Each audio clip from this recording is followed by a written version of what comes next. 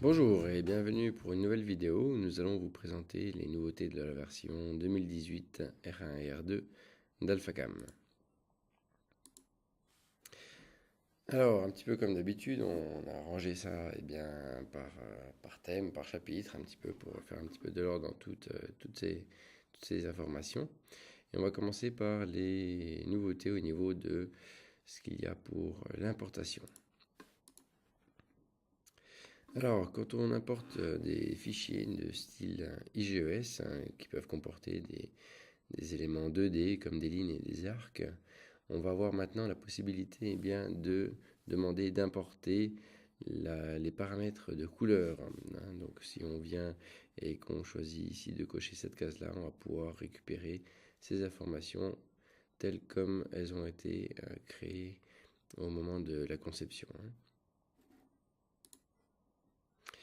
De même pour les fichiers Inventor, les fichiers donc IPT, on va pouvoir aussi récupérer la couleur, mais cette fois des faces, donc des faces du modèle solide.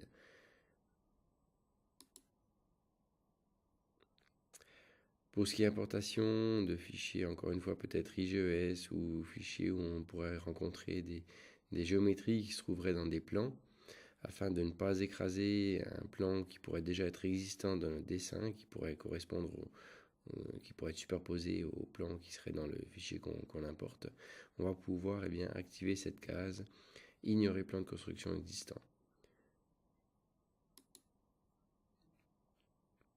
Pour les fichiers SolidWorks, quand ils sont créés, il y a possibilité de créer différentes configurations. Ces configurations, on va pouvoir maintenant les choisir quand on apporte un fichier SolidWorks dans AlphaCam, à savoir, on se retrouve par exemple avec une liste telle que celle qu'on a ici, et on va donc avoir la possibilité de cocher ou décocher ce qui nous intéresse et ne nous intéresse pas, pour pouvoir importer uniquement ce dont on a besoin. Voilà, donc cette version AlphaCam 2018 R2 est compatible avec la plupart ou même la totalité, on pourrait dire, des fichiers que vous trouverez sur le marché, à savoir par exemple les fichiers IPT Inventor 2019, et ce après avoir installé le Viewer Inventor, compatible aussi avec les fichiers SolidWorks 2018, Katia V6, Creo Parametrics et j'en passe. Au niveau de l'interface, encore des changements cette année. On a vu pas mal d'évolutions ces dernières années dans AlphaCam. Le ruban qui a changé, les fenêtres de programmation qui ont évolué. Il restait encore quelques modifications à faire, à savoir le cycle de fraisage de face qui est maintenant qui comporte la nouvelle interface aussi, avec les onglets, les petites images qui fonctionnent, qui changent avec chacun des paramètres. Dans les cycles de tournage, on va trouver aussi tout un tas de nouvelles fenêtres pour vraiment ce qui est tournage 2 axes. Les nouvelles fenêtres, donc avec encore une fois les onglets, les images, et ce pour les cycles de poche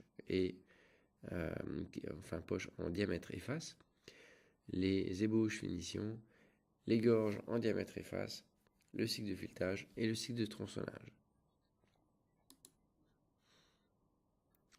Toujours dans l'interface du tournage, une amélioration au niveau des fenêtres de définition d'outils de fraisage.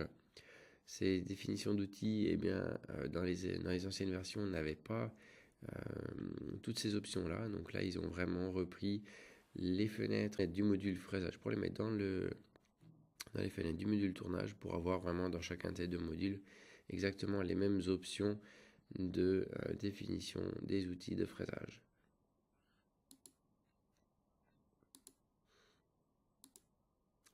Dans les nouveautés générales, des nouveautés un petit peu à droite à gauche, par-ci par-là, des petits détails des fois, mais qui sont super pratiques. À savoir par exemple dans le module tournage, cette option d'affichage qui nous permet de dessiner les rapides de géométrie. Cette option existait déjà dans le fraisage, mais elle n'était pas présente dans le tournage. Donc il n'y a pas de raison qu'elle ne soit pas. Voilà, ils ont donc rajouté cette option qui permet de voir des traitiers entre les géométries, ou plutôt d'une géométrie à une autre, afin de voir dans quel ordre est-ce qu'elles ont été construites et puis indirectement aussi de voir dans quel ordre s'exécutera l'usinage qui sera appliqué à ces géométries-là. C'est donc plus facile de directement modifier l'ordre des géométries avant que le trajet outil soit appliqué et remodifié. Un nouveau contrôle de collision dans le tournage pour ce qui est outils de tournage, et à savoir plus exactement dans les outils solides. Voilà maintenant quelques versions où on est capable de définir des outils vraiment avec les solides. À savoir dans ce cas-là, un burin de tournage, on va pouvoir, pour chaque élément constituant ce burin, ou chaque solide, on va pouvoir lui demander de gérer un contrôle de collision ou pas. On verra ça juste après dans une petite démonstration en vidéo. Démonstration en direct, pardon. Conversion des opérations, voilà de nouveaux outils aussi créés par MW Programmation. Ces outils vont permettre de rapidement, facilement pouvoir transformer des opérations de fraisage d'un module tournage de axe C à axe Y ou inversement de axe Y à axe C. Ceci permet de s'éviter l'édition d'une longue liste d'opérations pour contrôler quelle opération est en axe C, quelle opération est en axe Y, et puis pouvoir les corriger ou les switcher beaucoup plus rapidement. Et juste avant une première démonstration en direct, un dernier outil, encore une fois développé par MW Programmation, le SwissLace. Des outils donc pour le module tournage qui permettent de simplifier l'utilisation de la base, on va dire, du tournage, peut-être pour les personnes qui seraient dans le monde du décolletage, qui n'ont pas forcément besoin de tous les outils d'AlphaCam. Donc ces outils simplifiés, le premier ce serait pièces et brutes, qui vont permettre via deux fenêtres, une fenêtre et deux onglets, pouvoir de manière beaucoup plus simple créer un profil de tournage, un brut, un point de changement d'outil et éventuellement aussi une boîte de construction. On verra ça plus en détail avec la démonstration qui va suivre. Le deuxième outil ou le deuxième icône, qui est l'icône plan, va nous permettre encore une fois de définir des plans de construction, mais de manière beaucoup plus simple. Dans AlphaCam, dans le ruban, on va trouver peut-être une dizaine d'outils pour pouvoir créer de différents plans de construction. Tous ces plans de construction, on va pouvoir les créer avec cette simple fenêtre et ces quelques menus déroulants.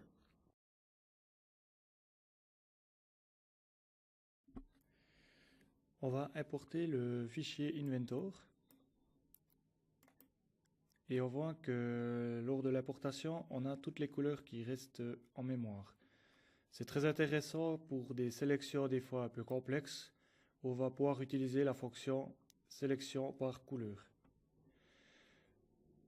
Pour commencer cette pièce, on a un nouvel outil SwissLace qui permet de gagner du temps, à savoir qu'AlphaCam, on doit créer la pièce, on doit créer le brut et un point de changement d'outil. Si je le fais manuellement, donc avec les outils d'AlphaCam actuels, je dois aller dans l'extraction, extraire le profil de tournage, afficher le plan tournage, dessiner un brut,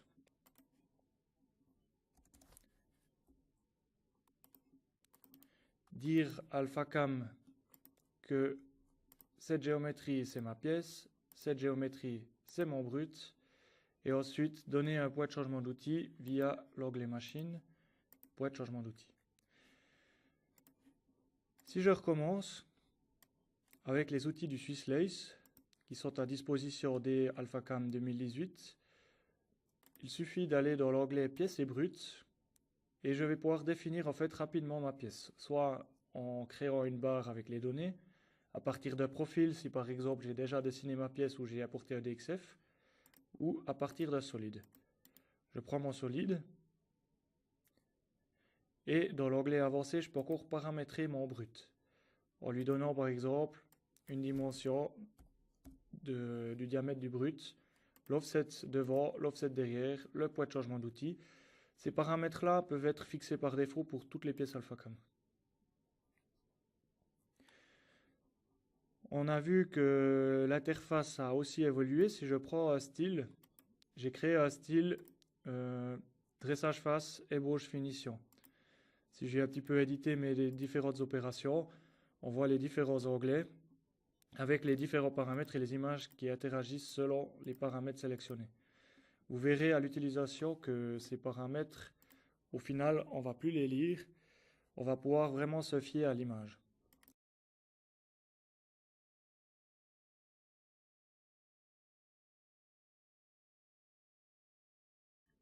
Également les images qui interagissent. On va appliquer le style usinage.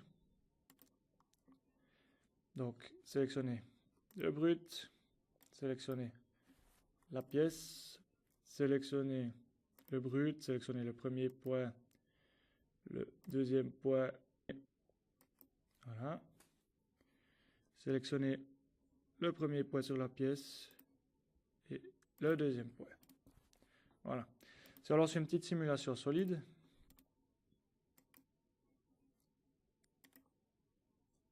on voit les usinages qui se font correctement.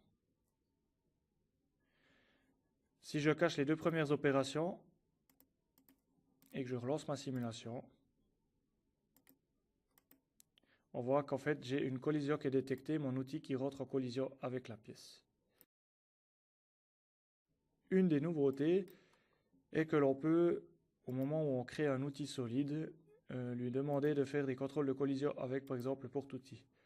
Ici, pour gagner du temps, j'ai préparé mon outil dans l'onglet insérer et on va définir cet outil comme nouvel outil. Donc machine, définir outil, sélectionner la géométrie, sélectionner le rayon, les différents paramètres et je vais utiliser comme modèle solide le point de coupe et je sélectionne mes solides. Donc au début, il me propose pour la plaquette le nom en solide et puis je pourrais lui demander d'inclure dans les collisions, contrôle de collision. C'est clair qu'on ne va pas le cocher parce que à peine que la plaquette toucherait la matière, on aurait la détection de collision. Donc là, je lui dis OK. Par contre, mon porte-plaquette ici, je vais lui dire oui, inclure dans les contrôles de collision. Voilà, il me propose mon outil, je lui dis OK. Et je lui donne le nom TMP. OK. OK. Je vais dans les couches tout cacher, sauf mon modèle solide. Et on va créer un plan à travers le nouvel outil du SwissLace. Donc avec les plans, pareil, on a différentes possibilités de créer des plans. Par exemple, le diamètre développé, soit en lui donnant une valeur, ou en allant cliquer directement sur le solide. Et je valide et je me retrouve directement avec le plan en question. Dans cet exemple, ce qu'on va faire, on va simplement créer un plan côté à travers le solide. On va sélectionner ce plan ici. Je dis OK. Je vais extraire automatiquement les perçages. Ici, on va lui dire 0. OK. Et on va appliquer un style d'usinage. Donc le style d'usinage, perçage des moins, appliqué à toutes. OK. Je vais laisser les contours, c'est pas souhaité. Une des nouveautés, c'est la possibilité d'afficher dans le tournage également les dessins rapides géométrie, qui permet un petit peu de voir le futur déplacement avant l'application de l'outil. Et maintenant, si j'ai regardé mes opérations, elles sont faites en axe C. Ici, pareil.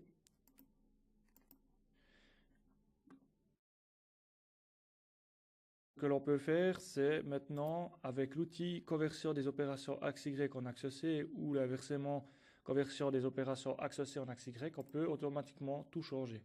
C'est-à-dire qu'en pressant sur ce bouton, maintenant, mes opérations, elles sont en axe Y. Si pour une raison ou une autre, par exemple, je travaillerai avec une vingtaine d'opérations, mais je ne veux pas appliquer ça à toutes les opérations, il suffit de cacher l'opération ou les opérations qu'on ne veut pas changer. Et quand on applique l'outil, on voit que celle qui a été visible, elle est passée en axe C. Par contre, celle que j'ai cachée, elle sera restée en axe Y.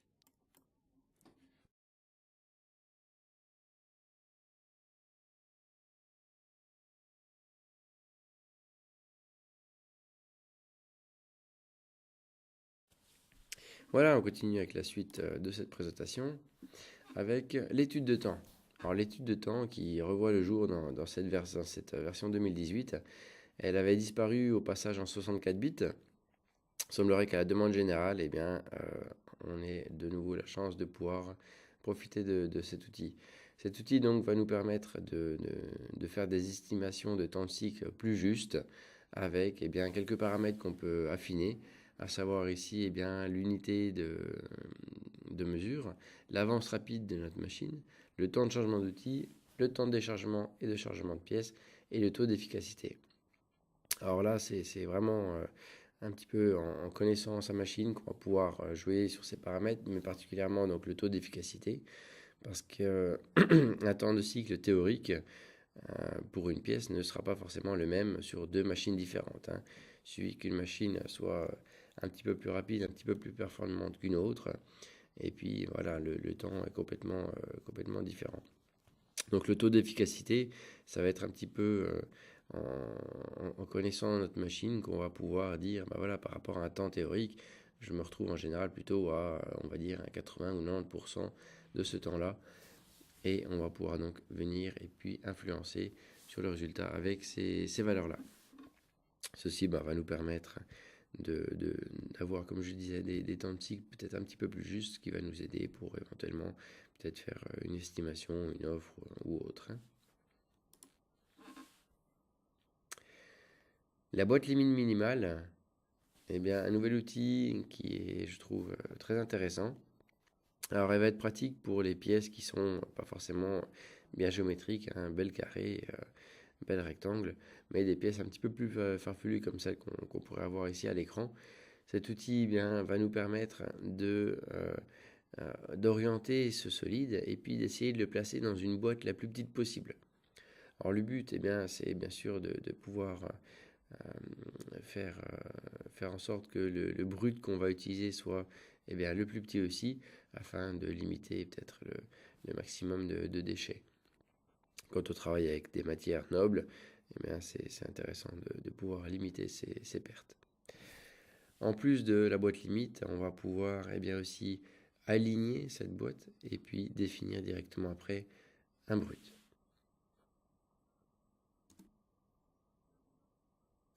Les notes TNT et TPD. Alors ces notes, ces informations, c'est des informations qu'on va donner à l'outil au moment de sa définition. Ces notes, eh bien, elles peuvent entre autres par exemple permettre d'activer une option dans le post-pro quand on utilise un de ces outils afin d'activer des petits détails, des choses qu'on n'aurait pas forcément dans AlphaCam mais que seul le post-pro peut faire. Alors ces notes TNT et TPD qu'on a besoin, malheureusement dans la bibliothèque d'outils, elles n'étaient pas présentes. Chose qui a changé aujourd'hui. On va trouver dans la bibliothèque outils deux colonnes, notes TNT et notes TPD ici, qui vont eh bien, pouvoir beaucoup plus facilement et rapidement permettre à tout à chacun de voir quel outil est correctement défini en fonction de ce qu'on a besoin. Pour la cotation, deux petits outils en plus. Le premier à savoir eh bien, la possibilité de rajouter des unités à nos valeurs cotées. Et puis une deuxième qu'on a appelée ou bien qui a été appelée unité alternative, qui va permettre eh bien, via un multiplicateur ici et puis un suffixe de donner une deuxième valeur dans une autre unité. Le stop programme a été amélioré. Des nouveaux outils qui n'étaient pas disponibles dans les précédentes versions, à savoir la possibilité de simplement ne serait-ce qu'ajouter un stop programme sur un dessin qui est complètement vierge. Donc on commencerait la programmation par un stop. Ça pourrait être utile par exemple dans le cas de besoin de faire passer un message à l'opérateur qui est sur la machine, un message X ou Y, avant de simplement lancer le cycle d'usinage. La possibilité de renommer l'opération dans l'édition rapide, chose qui n'était pas possible non plus dans les anciennes versions. Et puis, les notes d'opération qui vont être sauvegardées au moment de la sauvegarde de l'opération en tant que style. Donc quand on rapplique le style, les notes d'opération sont conservées et puis le nom de l'opération qui aura été éventuellement modifié dans l'édition rapide sera aussi conservé. Donc voilà quelques outils qui améliore cette fonction de stop programme. Et tout ça, on va le voir en direct. Pour cette démo, on va ouvrir la pièce avec le gestionnaire de fichiers. Donc en faisant ouvrir, on a la proposition utiliser le MVData. Je dis oui. On va en fait trouver un tableau où on a un lien entre les fichiers AlphaCam, les codes CN, les rapports de fabrication. Et on va rechercher, donc dans mon exemple, je vais prendre une pièce ici, vidéo, pour un petit peu vous montrer tout ça. Donc si on ouvre la pièce, on a dans Accueil un icône ici où on va retrouver toutes les informations. Donc on a un bouton pour ouvrir le code CN qui est lié à notre pièce AlphaCam.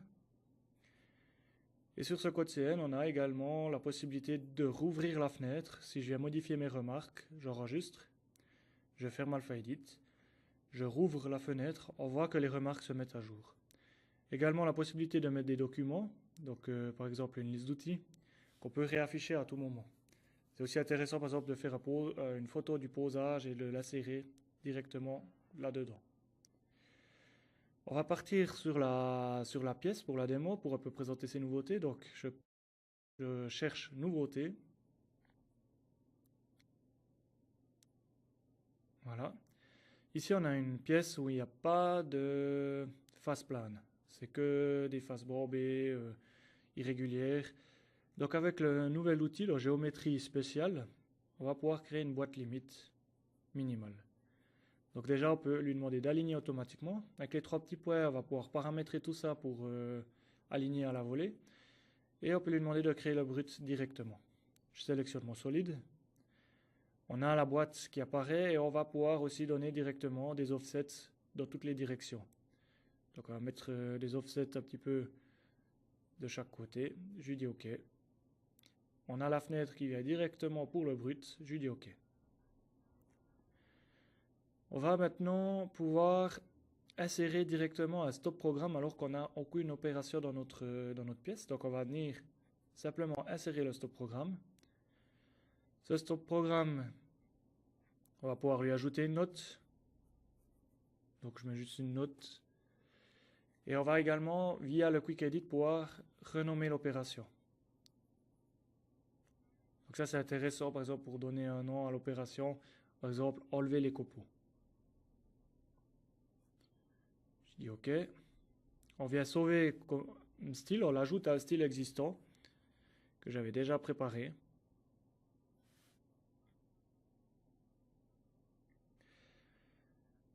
On supprime l'opération. Je vais vite supprimer cette opération et on va maintenant venir appliquer le style d'usinage. Donc avant de venir l'appliquer, on va juste déplacer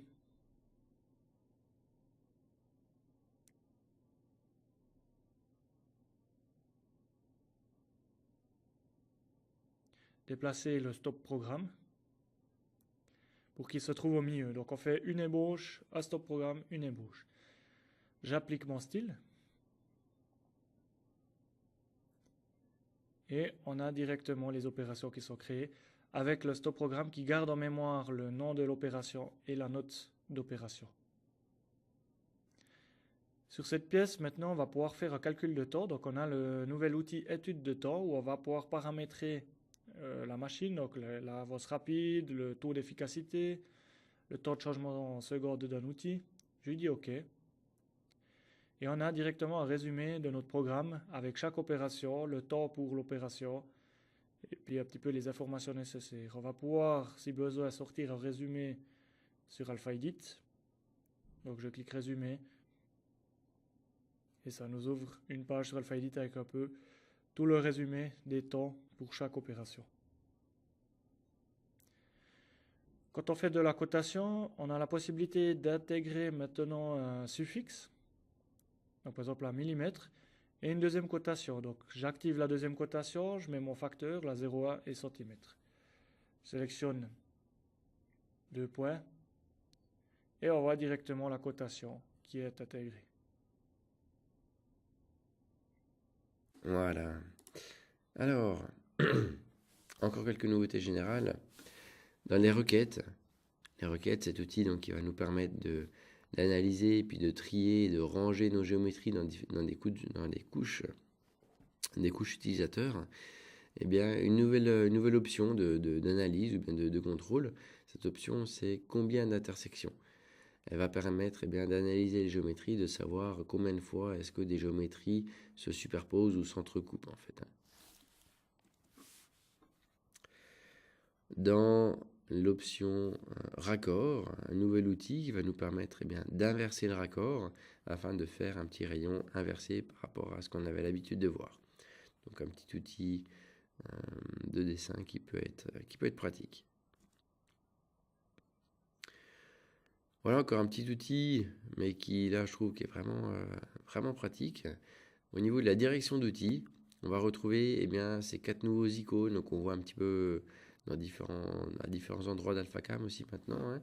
Ces icônes, c'est la possibilité de sauvegarder par défaut, de reprendre la configuration par défaut, de sauvegarder des configurations et d'ouvrir des configurations.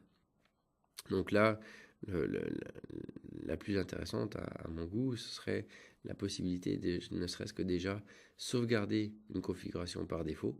Ce qui fait que quand on ouvre notre outil de direction d'outils, on va toujours avoir une même configuration. Personnellement, la configuration inversée gauche est celle qui me convient la plupart du temps. Elle est pratique et puis donne le bon résultat dans pratiquement 90% des cas, si ce n'est pas plus. Et on est quitte maintenant d'aller donner cette configuration ou bien de venir cliquer sur inverser gauche comme on le faisait auparavant à chaque fois qu'on doit rentrer dans cette direction d'outils pour définir où doit se trouver donc notre petite flèche blanche sur nos géométries. Dans l'ordre, possibilité donc de réordonner les contours, les géométries. On avait vu tout à l'heure que dans le tournage, on avait un nouvel outil qui nous permet d'afficher les rapides des géométries. Et bien quand on a besoin justement de réordonner ces géométries, on va trouver deux nouvelles possibilités, deux nouvelles méthodes, à savoir par intersection et sélectionner par intersection. Imaginons le cas où on a toute une série de cercles à réordonner. Ces cercles, s'ils ne sont pas du tout dans l'ordre qui nous intéresse, on va pouvoir, de manière par exemple beaucoup plus simple qu'avant, ne serait-ce que simplement dessiner une géométrie qui va traverser toutes ces lignes, ou tous ces cercles, et on va demander de réordonner tous les cercles grâce à la géométrie qui l'intersecte, donc par intersection. Sélectionner par intersection nous permettrait de faire la même chose, mais uniquement pour les cercles que l'on sélectionnerait. Dans le cas où on n'a pas besoin de réordonner tous les cercles en fait. Voilà, on va regarder ça avec une petite démonstration. Donc on va partir sur cette pièce pour un petit peu expliquer les requêtes. Donc dans un premier temps, on va déjà extraire les perçages. Donc uniquement perçage, je dis OK pour sortir ici les deux perçages. On va créer la requête via l'onglet édition, nouvelle requête. Et ici, ça m'ouvre une fenêtre où je vais pouvoir créer plein de conditions pour en fait filtrer mon dessin et ranger les différentes géométries dans des couches afin de faciliter la programmation. Donc je peux créer une nouvelle couche qu'on va appeler par exemple trou pour fraisage et on va lui mettre une autre couleur. On va lui dire par exemple en rose. Je lui dis OK. On va créer une condition avec deux règles. Donc la première, on va lui dire avec la nouvelle règle depuis la 18, combien d'intersections, on va dire une. Ça permet en fait de venir analyser, par exemple dans mon dessin ici, d'analyser par exemple les géométries, combien elles ont d'intersections, combien il y a de géométries qui les traversent. Donc par exemple pour ces deux perçages, le but c'est de les isoler. On voit qu'il y a une géométrie qui les traverse. Donc c'est pour ça que j'ai mis une intersection.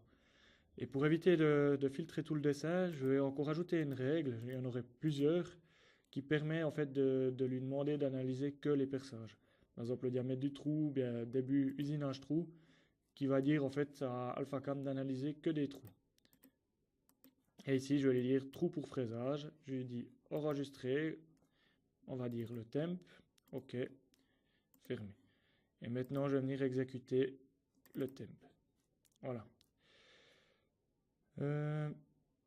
On a aussi vu la possibilité de faire des raccords inversés. Si j'ai à créer un raccord ici de 1 mm, on va faire l'individuel, on peut lui dire inverser raccord, qui permet de faire des raccords inversés. Une des nouveautés, on va dire petite nouveauté, mais très très intéressante, c'est tout ce qui est direction outil. Maintenant, on a la possibilité de fixer des valeurs par défaut.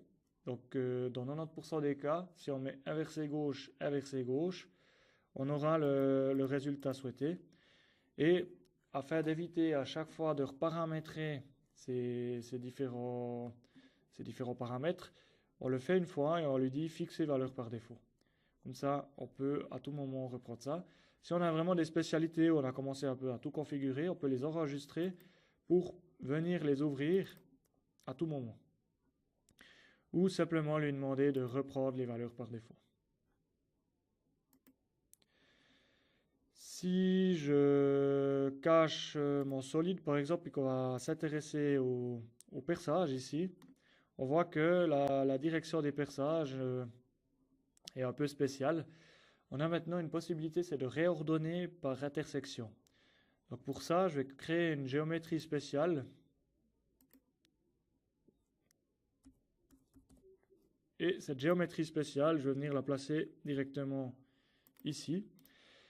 Et avec ça, je vais lui dire, ben voilà, tous ces perçages, il faut les réordonner. Donc édition, ordre, et je vais lui demander de faire par intersection. OK. Et quand je sélectionne ma ligne ici, il me réordonne directement le tout par rapport à cette intersection. Voilà, alors encore quelques points avant de finir ce chapitre général. À savoir, eh bien, la définition d'outils, mais d'outils spéciaux, donc ces outils où on peut, nous-mêmes utilisateurs, dessiner le profil et puis encore éventuellement mettre une ligne ou un cercle de référence. Ces outils, il semblerait qu'ils aient posé quelques problèmes dans certains cas particuliers au niveau de la simulation. Donc, la simulation avait peut-être des problèmes se bloquaient. Donc, pour corriger les différents problèmes qui avaient été rencontrés, eh bien, une simple petite différence au niveau de la définition de ces outils, il faudrait simplement donc fermer le haut de l'outil. Donc, soit faire un profil complet fermé, soit un demi-profil d'outil, mais fermé sur le dessus. Ce simple petit détail fait que les calculs qui ont été revisités, revus, eh bien, changent et améliorent les résultats à la simulation. Toujours dans la définition d'outil, un petit contrôle qui a été rajouté, à savoir entre la hauteur de coupe et la longueur de l'outil. En cas d'erreur ou par mégarde, si on venait à donner une valeur de hauteur de coupe plus longue que la longueur de l'outil, eh bien AlphaCam nous prévient pour nous dire qu'il y a quelque chose qui ne joue pas, afin qu'on corrige et puis qu'on évite des petits soucis. Les dessins paramétrés, donc ces outils qui nous permettent de faire des profils ou des dessins 2D avec certaines contraintes et puis des valeurs. Cette interface donc a une zone de commande qui maintenant est redimensionnable. On va pouvoir l'agrandir, la rapetissir, alors qu'avant elle était vraiment un petit peu trop petite. Et comme c'est un peu la zone principale, ou la zone du moins la plus importante, là où on va inscrire toutes nos commandes, eh bien on se retrouvait dans une zone, un espace un peu rapidement trop petit, et il fallait qu'on joue avec le petit ascenseur sur la droite pour pouvoir naviguer dans tout ça. Donc voilà, une petite amélioration sur l'utilisation de cette fenêtre-là. Et puis aussi, de nouveaux outils, de nouvelles commandes, à savoir la possibilité donc de directement créer ou dessiner des chanfreins et des raccords dans les dessins paramétrés. Au niveau de la simulation, un petit détail encore une fois, mais voilà, qui peut être important. On sait que donc, chaque outil, quand on crée un dessin, chaque outil a une couleur différente. Ces couleurs, eh bien, elles sont paramétrées, réglées par défaut. Le premier outil dans une programmation sera toujours la même couleur, le deuxième la même chose, etc. Un de ces outils, il me semble que c'était le deuxième peut-être ou le troisième, avait comme couleur par défaut la couleur rouge. cette couleur rouge à la simulation, quand notre outil fait une empreinte, eh bien c'est aussi la couleur de la collision. Donc voilà, la nouveauté est que la couleur par défaut définie en rouge eh bien, a été modifiée pour cet outil, ce qui permet eh bien, d'éviter des confusions dans certains cas. Voilà ce qui en est donc pour ce chapitre des nouveautés générales. Si on continue et puis qu'on regarde peut-être un petit peu plus en détail ou plus exactement dans ce qui serait purement de la programmation, quelques nouveautés aussi intéressantes. Au niveau du fraisage de face, on a vu que l'interface avait changé, mais on va trouver aussi dans ce cycle des nouveaux outils, à savoir eh bien, la possibilité de gérer de multiples géométries. Si on a une pièce qui comporte eh bien, peut-être plusieurs faces étant au niveau supérieur, on pourrait extraire le contour de ces faces qui serait utile peut-être pour faire un anglage ou un contournage. Ces géométries aussi pourraient être utilisées pour le cycle de surfaçage, et on va voir qu'on a différents outils pour pouvoir gérer d'une manière ou d'une autre ces différentes zones.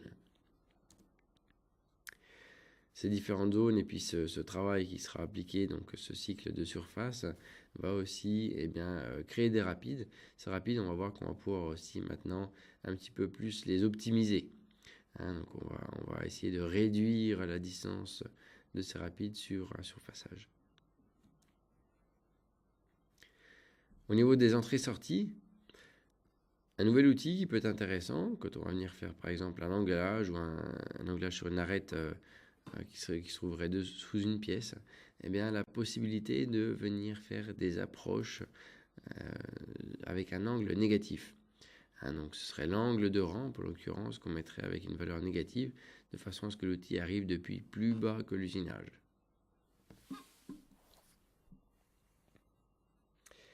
Éditer à avance, alors cette option ou cet outil n'est pas une nouveauté.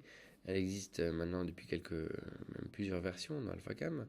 La nouveauté de cette année, c'est que cette fonction d'éditer à avance va aussi être utilisable sur les trajets 5 axes.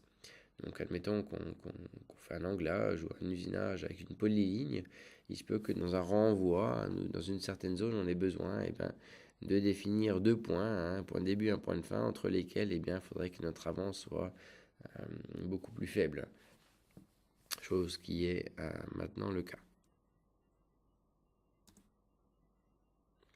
En parlant d'usinage de spline et polyligne, encore une petite amélioration dans ce cycle, la possibilité, comme on peut voir là, d'avoir on a cette nouvelle case avec les 3 petits points qui va nous permettre d'aller sélectionner un point sur le dessin, et ce point donc sera récupéré, cette valeur sera récupérée pour être entrée dans la cellule, en l'occurrence ici du plan de sécurité. Donc on pourrait aller chercher un point par exemple au-dessus d'un serrage qu'on aurait conçu dans AlphaCam, et puis après on a toujours la possibilité de rajouter encore une certaine valeur ou bien une marge en plus de cette valeur qui aurait été sélectionnée sur le dessin.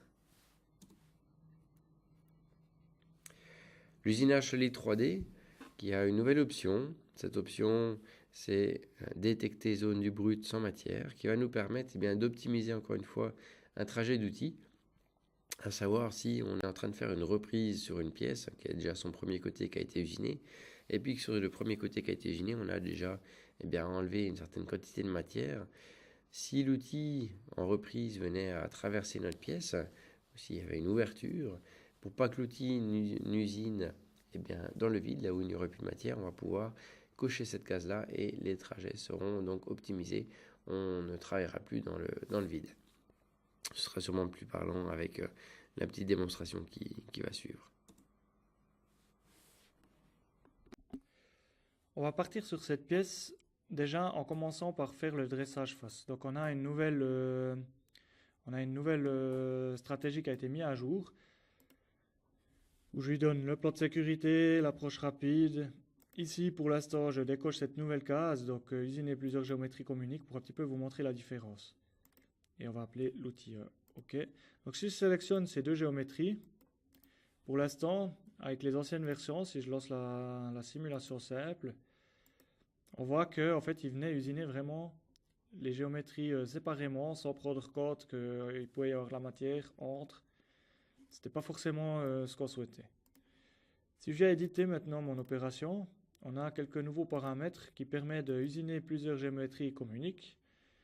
On peut lui demander du bidirectionnel pour éviter de remonter avec l'outil, et un usinage haute fréquence qui permet d'ajouter des rayons pour augmenter aussi en vitesse. Je dis OK. Et si je lance à nouveau la simulation, on voit que cette fois, on a un trajet d'outil un peu plus propre. Sur cette pièce, si j'applique un style d'ébauche, pour venir ébaucher mon solide, on voit que si j'affiche le brut, qu'AlphaCam va venir usiner vraiment jusqu'au fond. Ce qui n'est pas souhaité.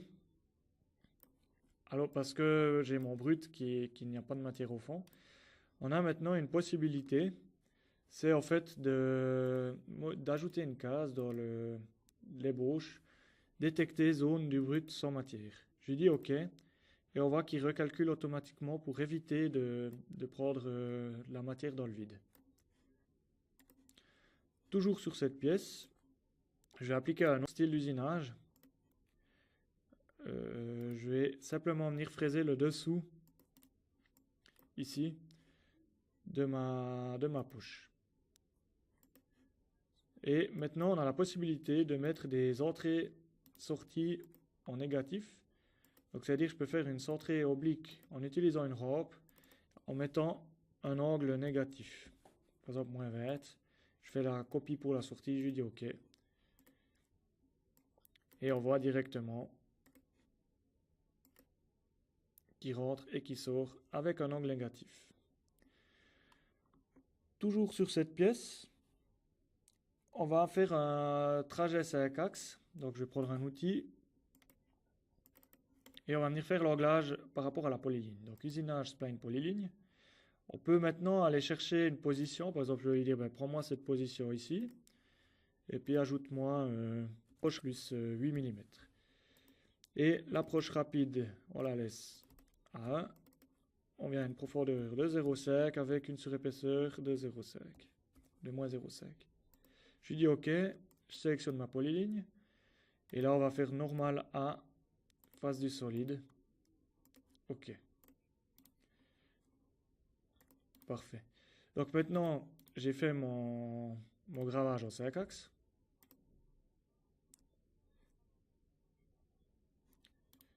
Et on va désormais pouvoir modifier les avances aussi pour les trajets 5 axes. Donc éditer l'avance, je sélectionne mon trajet et ensuite je vais lui donner des points. Par exemple, je lui dis, tiens, ici, il faut un peu réduire l'avance, on va plutôt passer à 500. Par contre, après mon rayon, je reviens à la vitesse normale. Et ces points, en fait, permettent après au post-processeur d'avoir une information pour venir changer l'avance directement. Un autre exemple pour bien illustrer un des premiers paramètres qu'on a vu, si je cache mon brut puis que j'affiche mon solide, je vais créer un plan de construction directement depuis cette face. Et dans les styles d'usinage, je vais appliquer aussi une ébauche par rapport au solide. Si je raffiche mon solide, ça sera peut-être un peu plus parlant. On voit qu'en fait, AlphaCam ne tient pas compte tout au fond du brut qu'il n'y a pas de matière, donc on fait beaucoup de trajets dans le vide. Toujours avec ce nouveau paramètre, si je viens détecter les zones du brut sans matière, puis que je lui dis OK, il va automatiquement recalculer pour ne plus faire ces passes dans le vide. Alors, on continue encore avec quelques nouveautés pour clore ce chapitre programmation. Toujours dans l'usinage solide 3D, une petite amélioration dans ce cycle qui s'appelle profil parallèle, qui a déjà vu pas mal d'améliorations dans les précédentes versions d'AlphaCam. L'amélioration ici, c'est au niveau de l'angle de départ et puis de fin. Dans cette zone-là, la simple possibilité de maintenant pouvoir donner un angle négatif. Imaginons que par rapport au point 0, si on voulait usiner de moins 90 à plus 90, eh bien, on va pouvoir vraiment concrètement rentrer cette valeur négative de moins 90, chose qui n'était pas le cas avant. On était obligé vraiment de donner des valeurs positives.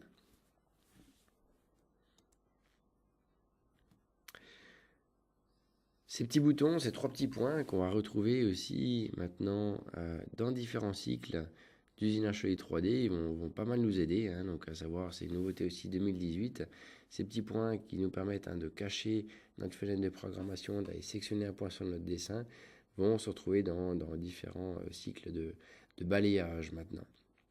On va les retrouver donc plus exactement dans la zone de coupe entre les niveaux Z, hein, cette zone qui va nous permettre de limiter la zone de travail, donc dans l'axe Z. Cette zone, de manière, on va dire, ou bien par défaut en général, elle est plutôt grisée, à savoir que cette case ici, auto, est cochée. Donc si on la décoche, on va pouvoir venir accéder à ces 2 boutons. Le module avancé 5 axes, là, toujours de l'amélioration, toujours des nouvelles petites options, des corrections. En l'occurrence ici, vraiment quelques améliorations de cycle qui donnaient des résultats pas forcément toujours espérés. À savoir, quand on travaille avec un usinage en spirale, si on venait à prolonger cet usinage, qu'on venait à étendre finalement comme si on venait à étendre les faces qu'on usinait, on se retrouvait des fois avec des résultats un petit peu bizarres, un petit peu surprenants. Donc là, le calcul a vraiment été repris, recalculé afin d'obtenir un bien meilleur résultat. On verra ça juste après dans une petite démonstration. Toujours une amélioration dans ce cycle au niveau des styles d'usinage. Quand on sauvait un trajet d'outils dans un style ou qu'on sauvait une opération en style et puis qu'on la rappliquait mais dans un plan de construction, encore une fois, là, on se retrouvait avec des résultats un petit peu étranges. Donc ça a été repris, recalculé, et puis on a un résultat bien meilleur maintenant. Donc voilà, il y a d'autres petites améliorations, petits détails qui ont été aussi améliorés dans ce module avancé 5 axes, mais qui ne sont pas forcément listés dans cette présentation. Mais voilà, beaucoup de travail qui est aussi fait de ce côté-là. Dans le tournage, une belle amélioration aussi ici, à savoir dans les cycles de perçage en axe C. Donc là, on parle bien de la pièce qui tourne et de l'outil qui est fixe. Ce cycle, jusqu'à présent, la seule possibilité, c'était simplement de venir avec notre outil, lui dire quelle est la distance d'approche, à quelle profondeur il faut venir percer, et on sort et puis fini. Voilà, vraiment dans les grandes lignes, ça se limitait à ça. On va retrouver dans cette nouvelle version la possibilité maintenant de faire tout un tas de différents types de perçages. On va retrouver finalement les perçages classiques qu'on a dans AlphaCam, à savoir le perçage, le débourrage, le taraudage, l'alésage et puis aussi donc le chanfrein. Et puis tout ça donc avec toutes les options qui vont avec chacun de ces cycles.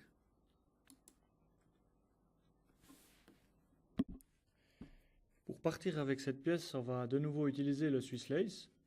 Donc déjà, il faut que j'aligne ma pièce. Voilà. Et avec le Swiss Lace, je prends mon solide et je valide et je suis prêt déjà pour l'usinage.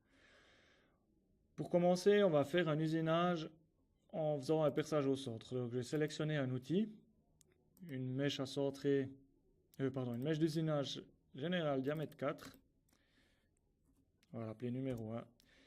Et maintenant, on voit que quand j'utilise perçage taraudage au centre, on a à peu près toutes les fonctions qu'on retrouve avec les outils tournants. Donc on peut faire du chanfrein, alésage, taraudage, débourrage. Et après, je peux lui donner le fond du trou ici.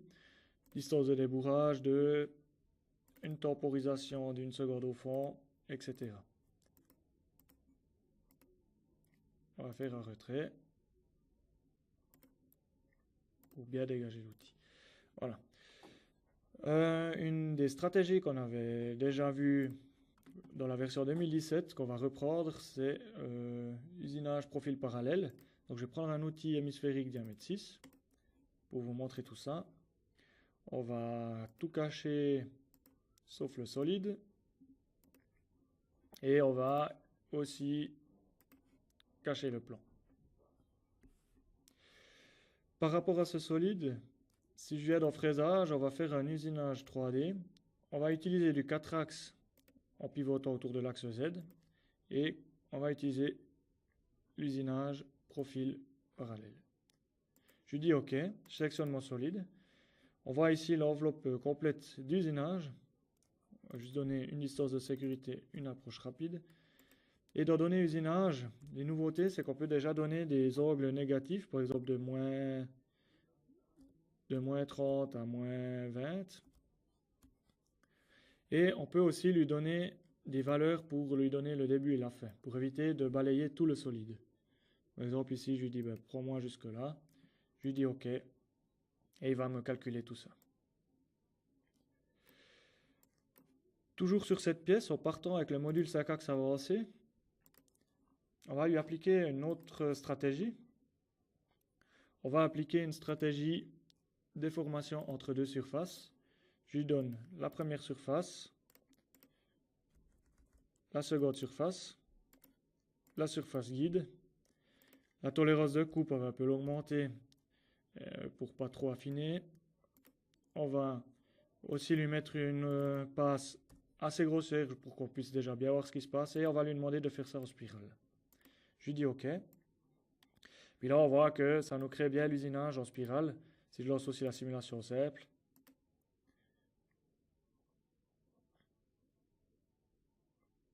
Il est bien en spirale. Une des améliorations, c'est quand on vient l'éditer et qu'on vient ajouter,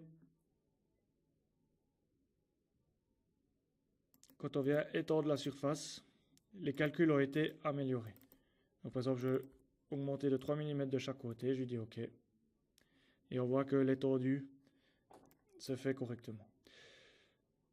Ce module 5 axes avancé est très intéressant parce qu'on peut vraiment tout paramétrer. Par exemple, maintenant, je l'ai laissé travailler en 5 axes, mais je pourrais aussi très bien lui dire fais-le moi en 4 axes. Je lui donne l'axe de rotation qui est l'axe Z, et je peux lui bloquer le 5e axe, par exemple, à moins 60. Je lui dis OK. Et si je relance la simulation, il va me faire le même usinage qu'avant, mais avec mon outil bloqué à 60 degrés.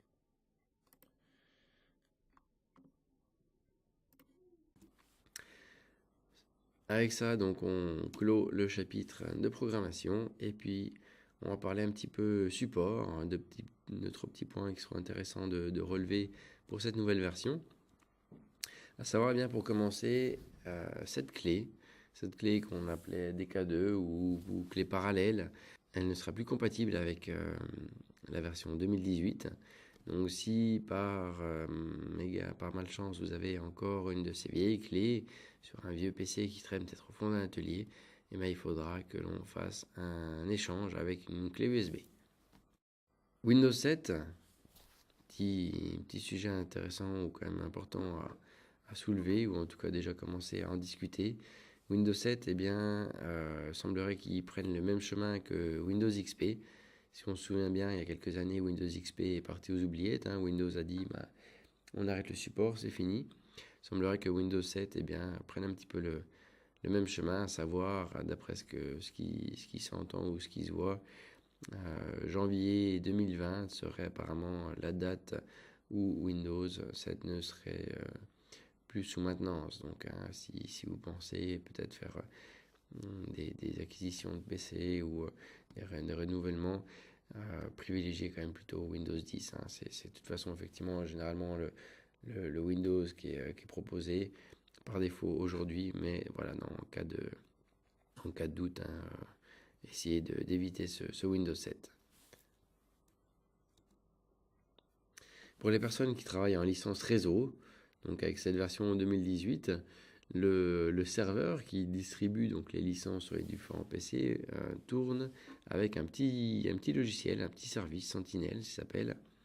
Ce service Sentinel, eh bien, pour pouvoir tourner correctement avec la version 2018, il va falloir qu'il soit mis à jour. Alors, c'est rien de compliqué. Dans les dossiers d'installation d'AlphaCam, on va trouver un petit exe. Ce petit exe, il suffit de le démarrer. Il se lance en 2 minutes, c'est installé. Et puis, on rend de nouveau ce service compatible avec la nouvelle version.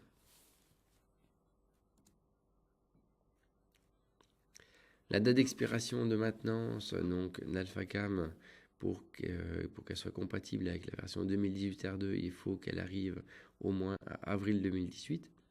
Donc cette date de maintenance, on peut la voir dans notre gestionnaire de licence, ici en bas. Voilà. Si cette date n'est pas à avril, au moins avril 2018, eh bien, peut-être simplement faire une petite mise à jour de la licence, un petit refresh de la licence sur le PC ou sur le serveur pour la mettre à jour. Si besoin, eh bien sûr, vous pouvez aussi, bien sûr, sans autre, eh bien, nous contacter au support chez MW. Ce gestionnaire de licence, eh bien, on pouvait entre autres y accéder via cette petite clé jaune qu'on avait en bas à droite de l'écran, ce qu'on appelle le CLS en fait. Ce CLS, cette clé jaune, en réalité, eh bien, il ne sera pas installé avec cette version 2018. Du moins, vous ne le trouverez plus dans la barre en bas à droite de votre écran. Ce CLS, eh bien, vous le trouverez en revanche, par contre, là, dans le lanceur d'AlphaCam, donc cette nouvelle fenêtre avec laquelle vous avez accès à vos différents modules. Et puis, voilà, en cliquant sur cette clé jaune, vous retrouverez le gestionnaire de licence. Donc, tout pourra être manipulé ou bien configuré depuis ce gestionnaire de licence, à savoir, par exemple, si on veut un AlphaCam en mode étudiant, eh bien, on va pouvoir aussi configurer ce mode étudiant dans ce gestionnaire de licence. C'est ce gestionnaire de licence aussi qui peut nous donner l'information ici, comme on peut voir, de la date d'expiration de maintenance. Si maintenant on vient installer notre AlphaCam sur un tout nouveau PC, où aucun AlphaCam n'a encore été installé, aucune ancienne version n'aurait été installée, aucune licence ne serait déjà présente, on va se retrouver avec une nouvelle fenêtre pour l'activation de cette licence. Auparavant, on accédait finalement, quand on installe AlphaCam, on se retrouvait avec ce gestionnaire de licence qu'on a vu juste avant, qui n'était pas forcément très ludique, très pratique. On ne savait pas trop où il fallait cliquer, qu'est-ce qu'il fallait faire avec tous ces boutons. Aujourd'hui, donc, la chose est bien plus simple, à savoir, avec cette fenêtre, on a l'explication sur la gauche en français, à savoir qu'est-ce qu'on veut faire, qu'est-ce qu'on doit faire. Si on se retrouve avec une licence, si on doit activer une licence locale, on va se retrouver avec cette fenêtre-là comme fenêtre suivante. Et si c'est une licence réseau, on va se retrouver avec celle-ci. Encore une fois, les explications sont décrites sur la gauche de la fenêtre et tout est simplifié. Si besoin, bien sûr, encore une fois, il n'y a pas de problème. Il faut seulement venir nous contacter au support.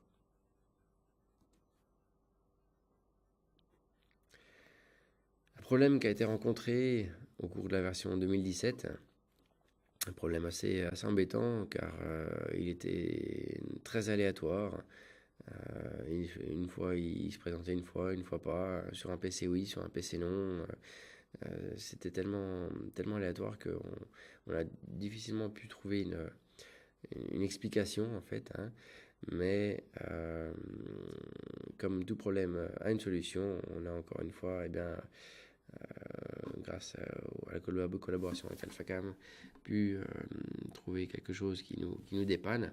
Ces problèmes, c'était les fichiers qu'on retrouvait en lecture seule, à savoir quand on ouvrait un dessin AlphaCam, ce dessin était ouvert en lecture seule, ce qui nous permettait sans autre de pouvoir le modifier, de faire tout ce qu'on voulait faire dedans, mais on ne pouvait plus l'enregistrer. On ne pouvait plus l'enregistrer sous le même nom. Il fallait qu'on enregistre ce fichier ou ce dessin sous un autre nom. Donc on se retrouvait avec des fois 3-4 fichiers pour un seul dessin, ce qui n'était pas pratique du tout. Le deuxième problème qui avait été rencontré, c'était celui-là peut-être même encore un peu plus embêtant, des fichiers qui se retrouvaient vides. Donc on sauvegardait notre fichier et au moment de le rouvrir, il nous disait que le fichier n'était pas valable, qu'il était vide. Donc un fichier à mémoire 0. La seule situation ou le seul phénomène qu'on pouvait retrouver, c'était éventuellement peut-être encore quand on travaille sur des réseaux. Mais ça n'empêche encore une fois un problème toujours très aléatoire. Donc pour corriger et pallier à tous ces problèmes, on va trouver maintenant dans les paramètres généraux d'AlphaCam une nouvelle case qui nous permet de demander de verrouiller les fichiers AlphaCam à l'ouverture. Alors cette case, qu'est-ce qu'elle nous permet de faire? De 1, elle va changer la façon de sauvegarder les fichiers. Donc en arrière-plan, il y a quelque chose qui a été modifié de façon à ce qu'on ne retombe plus sur ces problèmes-là. Et de 2, en fait, on va pouvoir maintenant ouvrir un dessin sur différents PC. Donc un même dessin pourra être ouvert par plusieurs utilisateurs. Alors, chez MW Programmation, on a trouvé ça un petit peu risqué quand même, même si certaines personnes vont être tout contents de se retrouver avec cette option. C'est quelque chose qui avait été demandé par certaines personnes. Donc, afin de se protéger et puis d'éviter peut-être d'écraser des fichiers, vu qu'ils peuvent être ouverts sur différents PC, on a la possibilité d'installer un petit module qu'on a développé qui s'appelle le logfile, qui va simplement avertir la personne qui ouvre le dessin que le dessin qu'il ouvre est déjà ouvert sur un autre PC, pour autant que ce soit le cas, et que ce dessin, il va quand même pouvoir le modifier, éditer, ajouter des modifications, mais qu'au moment de le sauvegarder, il ne pourra pas être écrasé, il devra l'enregistrer sous un autre nom. Voilà, ce petit outil de logfile pourra être téléchargé sur notre site internet, et puis c'est un simple exe qu'on va simplement double-cliquer sur les différents PC qui ont besoin de l'option donc de verrouillage ou de déverrouillage des fichiers dans la configuration d'AlphaCam. Ce fichier, donc cet exe s'installe en un rien de temps, c'est pas grand chose. Pour le téléchargement de la version 2018 R2, la plupart d'entre vous connaissent déjà notre site internet. Il suffit donc simplement de vous rendre dans notre espace client. Et puis, une fois que vous êtes connecté, vous allez pouvoir aller dans la zone de téléchargement et vous y trouverez entre autres l'installation ou bien les liens pour l'installation de l'AlphaCam 2018 R2. Voilà pour ces quelques informations au niveau du support. Alors, encore quelques chapitres, à savoir quelques nouveautés diverses. Ces nouveautés diverses, ce sont des améliorations qui ont été faites, mais peut-être pour un domaine autre que le métal.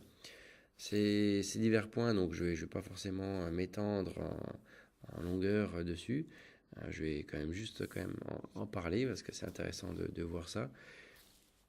À savoir, au niveau de l'imbrication, un tout nouveau moteur de calcul qui a été développé, qui a été intégré à AlphaCam. C'est celui qui s'appelle donc l'imbrication Vero ici. Donc on se retrouve avec des performances beaucoup plus importantes ici au niveau de l'imbrication. Toujours dans l'imbrication, des améliorations entre autres pour par exemple la sauvegarde de la chute, quand on doit optimiser ces matières, si on fait de l'imbrication, c'est qu'on optimise un petit peu le placement des pièces sur des panneaux.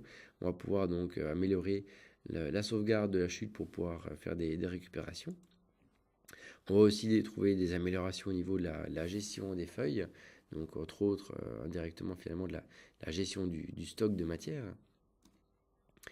Des nouveaux paramètres pour l'imbrication pontée et puis plein de petits détails encore dans ce monde de l'imbrication, donc qui pourrait éventuellement encore être intéressant dans le monde du métal, peut-être chez nous, pour les applications laser, où on doit imbriquer des pièces. Sinon là on parle peut-être plus de métiers dans le bois ou peut-être encore dans la pierre. Les règles contraintes. Cette interface, donc, qui était un peu vieillotte, qui a subi une amélioration, donc une toute nouvelle interface avec des nouveaux icônes, et puis tout un tas d'optimisations de diverses options et de divers paramètres. Le gestionnaire d'automatisation, alors cet outil qui permet d'automatiser une bonne partie de la production, pas de la production, mais de la programmation. On en a parlé déjà il y a quelques fois les années passées. Cet outil donc, qui permet d'automatiser peut-être l'apportation de solides, l'alignement, la création du brut, l'extraction de géométrie, le rangement des géométries dans des couches, l'application de style, et puis tout ça donc vraiment jusqu'à la génération du code CN. et tout ça de manière automatisée. Ce gestionnaire d'automatisation donc, a encore évolué cette année, hein, tout un tas de nouveaux outils, de nouvelles options, des améliorations, des petits détails par-ci par-là aussi, hein, des raccourcis clavier comme par exemple le CTRL-C, CTRL-V, la possibilité de prévisualiser les travaux qui vont être calculés, l'imbrication aussi qu'on a vu, hein, qui a été intégrée à ce gestionnaire, des nouvelles options pour l'alignement de pièces, hein, et j'en passe, hein. Il y a beaucoup de travail qui a été fait aussi là derrière. Donc voilà, les personnes qui sont intéressées de voir ça, faut seulement nous contacter, hein, si vous êtes intéressé de voir tout ça plus en détail, hein. Au niveau du robot, nouvelle configuration, des outils pour pouvoir améliorer l'exportation des outils utilisés, et puis aussi la possibilité maintenant de travailler avec plusieurs robots ou plusieurs composants de machine dans la même simulation. Dans la découpe avec le disque, là, on voit qu'on n'est plus forcément trop dans le monde du métal, hein. La possibilité maintenant de directement créer des cycles machines, et puis aussi la possibilité donc de gérer l'orientation du cache du disque dans le simulateur pour ce qui est des trajets 5 axes simultanés. Voilà, donc pour tous ces différents points, hein, comme je disais tout à l'heure, si vous avez un intérêt plus particulier pour l'un ou l'autre de ces outils, n'hésitez pas à nous contacter. Monsieur Voirol, qui est vraiment un spécialiste dans ce monde, peut-être plus de la menuiserie, sera ravi de vous renseigner et puis d'aller plus en profondeur dans ces outils. Voilà. Et pour finir, un dernier chapitre, donc 2 modules qu'on veut vous présenter, 2 modules donc supplémentaires qu'on peut rajouter à AlphaCam. C'est des modules payants, donc ont été développés chez MW Programmation tout récemment. Le premier de ces modules, eh bien, ce serait l'EduNC. Cet EduNC est un outil qui a été développé suite à la demande d'écoles, des écoles qui auraient voulu avoir la possibilité de pouvoir peut-être plus facilement ou de trouver une façon de faire découvrir le code ISO aux étudiants. Voilà, ces écoles sont approchées de nous pour voir s'il y aurait possibilité de trouver une solution. Alors un de nos collègues s'est penché sur la question et a créé donc cette EduNC. Alors cette EduNC, entre autres, c'est quoi? C'est un onglet dans le Project Manager, comme on peut le voir ici à l'image. Et puis on va pouvoir, ou bien l'étudiant va pouvoir au clavier taper son code ISO, hein. Il va pouvoir donc écrire ce qu'il a envie. Ce code ISO, ensuite, il va avoir besoin d'outils, hein. Donc en fonction des outils qu'on décide d'utiliser dans notre code, on va pouvoir dans notre liste d'outils ici aller sélectionner les outils dans la bibliothèque d'outils AlphaCam, et on va ensuite pouvoir bien sûr du coup simuler ce trajet. Alors ce trajet il pourra être simulé en 2D comme on peut le voir ici, mais aussi en 3D avec une simulation solide. Alors c'est un outil vraiment pratique qui a à la base effectivement été développé pour ou à la demande d'écoles, mais si une entreprise qui travaille aussi avec la formation ou en collaboration avec l'école ou pour du dual est intéressée par ce module-là, c'est quelque chose de tout à fait envisageable, hein. Il n'est pas exclusivement réservé aux écoles. D'ailleurs, en cas de besoin ou si vous avez des idées d'amélioration, vu que ce module a été développé chez nous, il y a toujours possibilité de l'améliorer, de rajouter des options. On travaille toujours dessus, donc il faut seulement nous contacter et puis nous proposer des améliorations. Donc on est ouvert à toute proposition.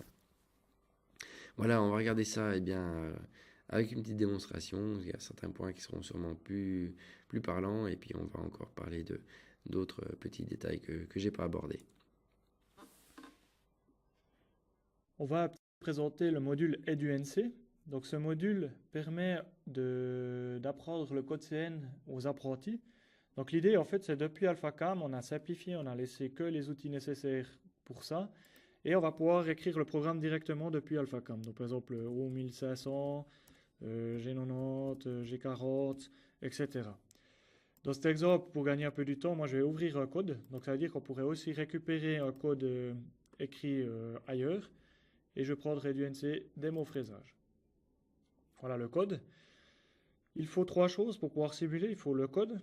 Ici, j'appelle l'outil TA, mais AlphaCam ne sait pas ce que c'est mon outil. Donc il faut que je crée mon tableau d'outils. Donc par exemple, l'outil A, ce sera une fraise à rainurée diamètre 4.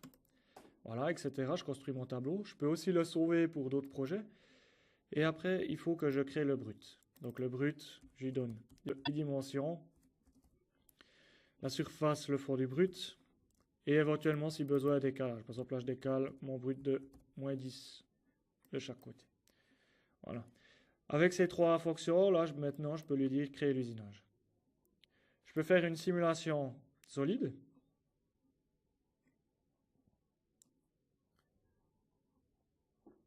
Voilà. Je pourrais aussi faire une simulation pas à pas pour voir un petit peu ce qui se passe. Comme ça, je peux voir ligne par ligne ce qui se passe. Et à tout moment, ce qui est intéressant, c'est que je peux venir modifier mon trajet. Par exemple, ici, je lui dis, bah voilà, maintenant j'ai un G1 X8. Ensuite, je fais un G3 X0 Y72 I0 J-8. Puis après, je suis en G1, je lui dis, ok, ben, recrée-moi l'usinage. Puis on verra, ici, ça va me rajouter le rayon. Aussi des possibilités, par exemple, de numéroter les lignes de 10 en 10 pour un petit peu simplifier. On peut, dans les options, configurer, choisir différentes fonctions. Là, pour l'instant, il y en a deux. L'idée, c'est qu'on ajoutera selon les besoins, etc. Si cette fonction, si ADNC est utilisée, par exemple, pour après envoyer sur la machine, on a directement un bouton ici, exporter dans AlphaEdit, où ça va nous envoyer le code sur AlphaEdit. Une deuxième fonction, plutôt pour les écoles, où on va pouvoir exporter en PDF, par exemple pour un exercice. On va écraser celui-là, le 000. Oui.